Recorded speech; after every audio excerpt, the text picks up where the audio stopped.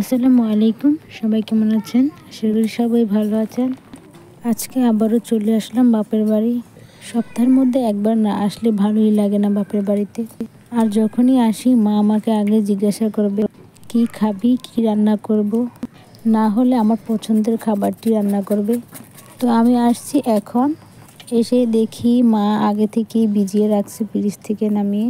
আমি যেটা খাই, আমার পছন্দের খাবার হচ্ছে গরুর মুড়ির মাংস, মানে নাক, কান, জিহ্বা, ঠোঁট। আপনাদের বাসায় আপনারা কি বলেন জানি না। আমরা এই গরুর মাংসগুলোকে মুড়ির মাংস বলে থাকি, বিশেষ করে আমাদের এদিকে, আমাদের গ্রাম অঞ্চলে। আপনাদের গ্রাম অঞ্চলে কী বলে থাকে অবশ্যই আমাকে জানাবেন।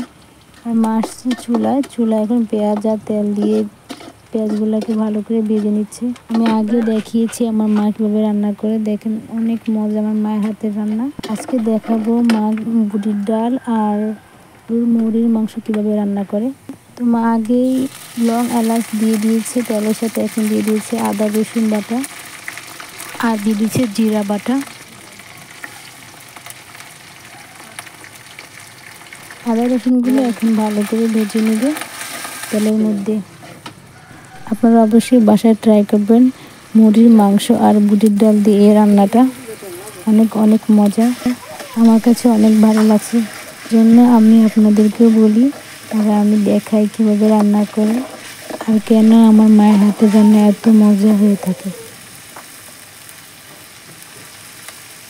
তো এই মশলাগুলো তেলের মধ্যে ভালো করে ভাজা হয়ে গেলে এর মধ্যে দিয়ে দিচ্ছে কিছু পরিমাণে পানি দিয়ে এখন ভালো করে নেড়ে দিচ্ছে, তে নিচে দিয়ে না লেগে যায়। তো এর মধ্যে দিয়ে দিচ্ছে হলুদের গুঁড়া, মরিচের গুঁড়া, এবং মরিচের গুঁড়া দিয়ে এখন ভালো করে নেড়ে দিচ্ছে যাতে নিচে দিয়ে না লেগে যায়। এখন ভালো করে হয়ে আসলে এর মধ্যে দিয়ে দিচ্ছে মুরগির মাংস।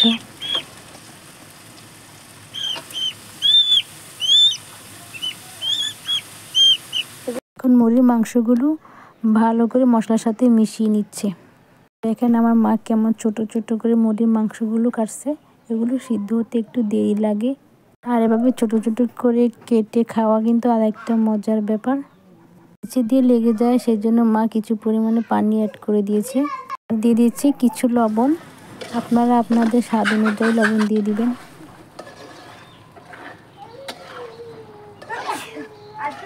আমরা আবার কি করি, কাঁচা লবণটা খাই না, আমরা তরকারির সাথে বেশি করে লবণ দিই, তে ভাতের সাথে লবণ না লওয়া লাগে।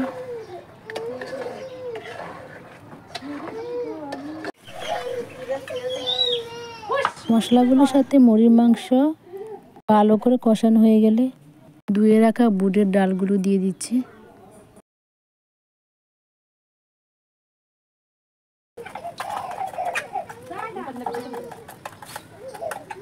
মাংসগুলোর সাথে ডালগুলো ভালো করে মিশিয়ে নিচ্ছে।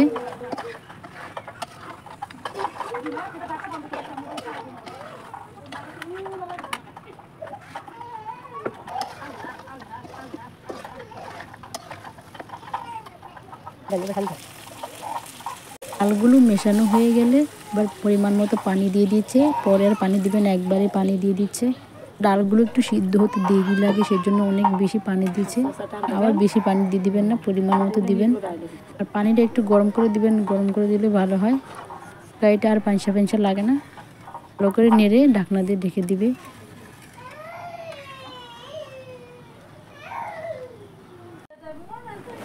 এবার বন্যাতে আমাদের বাড়িতে অনেক পানি উঠছে, সমস্যা হয়েছে আমাদের পাক ঘরে আসতে, তারপরে টয়লেটে যাইতে অনেক অনেক সমস্যা হয়েছে আমাদের।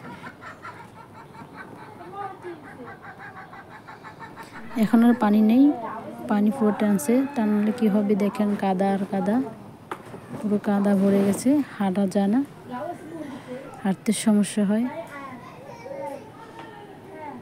পানির কারণে আমাদের ঘরের পিঁড়ার মাটি পুরো পড়ে গেছে, দেখছেন।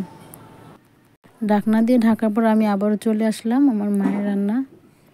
দেখেন আমার মায়ের রান্না প্রায় শেষ হয়ে গেছে, আর ঝোলও টেনে গেছে আর ঘন হয়ে গেছে।